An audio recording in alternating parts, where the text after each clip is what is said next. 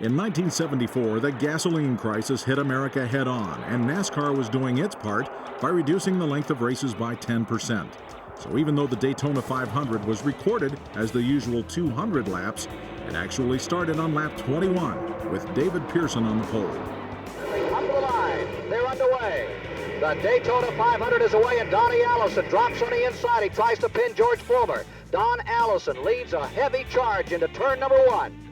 They thunder up into the number 1 corner. Richard Petty's STP Dodge out front for just a minute. Here's Cale Yarborough ducking underneath, and Yarborough has jumped out into the lead. Petty rides second. David Pearson is third. Bobby Isaac is fourth. Jim Vandiver is fifth as they jockey for position down the backstretch. Yarborough shows the way. Richard Petty's trying to get outside the pass, can't make it. Meanwhile, David Pearson jumps into the lead going into turn 3. And Pearson leads that 15-car draft in, and tucking right in behind him is Cale Yarborough. Yarborough will try the inside, but there's no room. It's Petty right on their tail, and Isaac down on the inside. 1, 2, 3, 4. As they come around to complete the first lap, David Pearson will lead it, but here comes a charge from Cale Yarborough. He may take it away. Cale Yarborough leads at the end of lap number 1. The Car Care Chevrolet is in first place. Pearson is in second as they dive into the first turn. It was only minutes before the first of 10 cautions came out. A crash in the backstretch. Herschel McGriff pounds the concrete wall and spins off on the grass. Herschel McGriff slams into the sandbank in front of Lake Lloyd, and dust flies everywhere. We'll go back to the tower and take it back in a moment.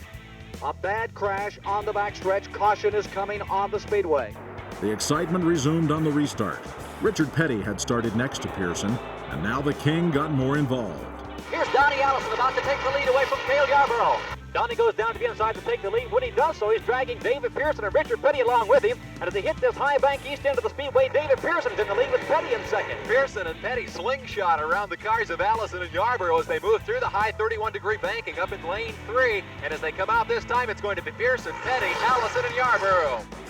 Bobby Allison and James Hylton shared the lead for a while.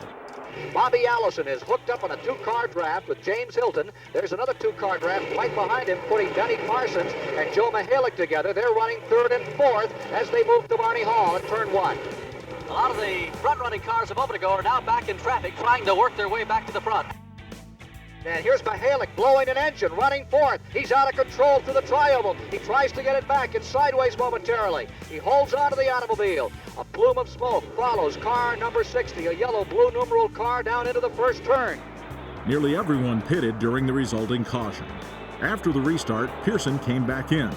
After only 41 laps, he was done, although he was credited with 61.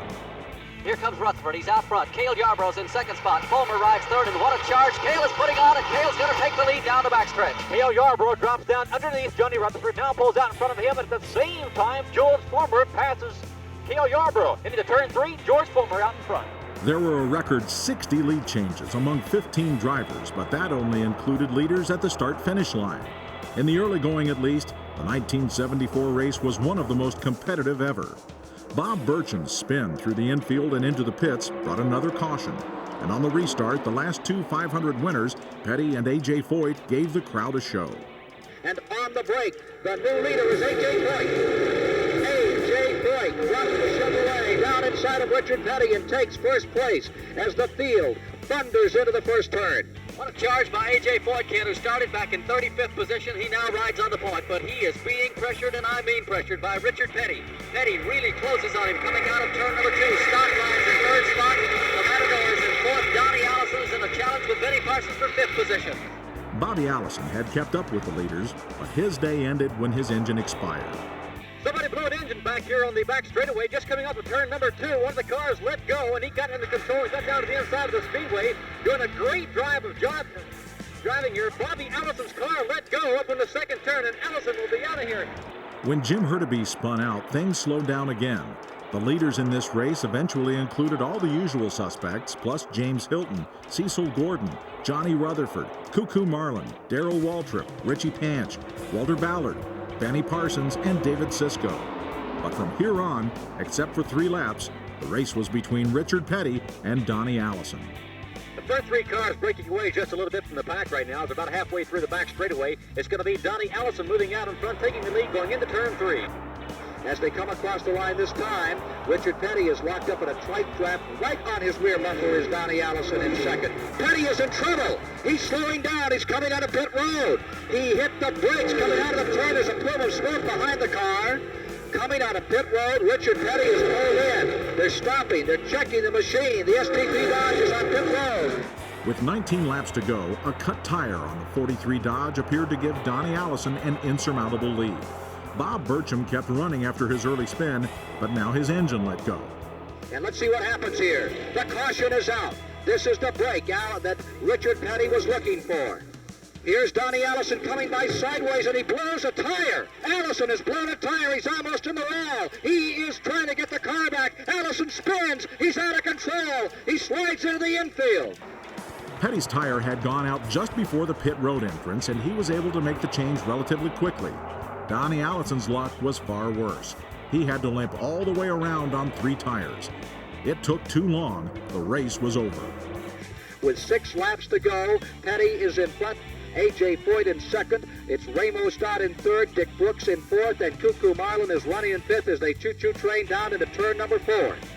And Petty is working his way up through the pack. He started at the very, very tail end of this field of cars, although, of course, he is the leader of the race by a wide margin, and he's working his way through traffic down toward the trioval. The final lap, the battle for second place. With 1 lap to go, they go down in turn number 1. Coo Coo Marlin leads the pack into turn 1, but putting the pressure on now as Ramos Stott for the final lap on the board coming up. And right now, the 3 cars battling for second place are running in the draft now. Cale Yarborough drops to the inside, comes again alongside, door to door with Ramos Stott. And it's Yarborough on the inside of Stott trying to make a move on Marlin in this charge for the checkered flag. Marlin moving up high near the top of the wall. Yarborough comes up behind him. Stott right on the tail end as they charge for the finish. All right, Petty is coming around to take the checkers, in the battle for the second place will go all the way around the speedway one more time. There's the checker round, and the STP Dodge of Richard Petty has won the Daytona 500. Richard Petty's number 43 has won it, but it's a long way from over. Cale Yarborough running in second. Here's Ramo Stott pulling up the battle for second position now. To the line. The Car Care Chevrolet will win it by about 20 feet.